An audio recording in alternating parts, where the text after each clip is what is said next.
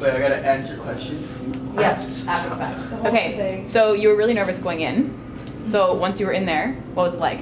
Oh wait, I couldn't really relate it to anything, but I was still like kind of nervous, and because I was really hesitant because I don't like running into things, so I was like really nervous about where to go. I wasn't really nervous about like the space and who was in it, obviously because I was alone, but I knew you guys were there, but like I was still like really hesitant because I was actually afraid to like walk around because I was afraid to run into stuff, but I found like it wasn't scary once I got in there.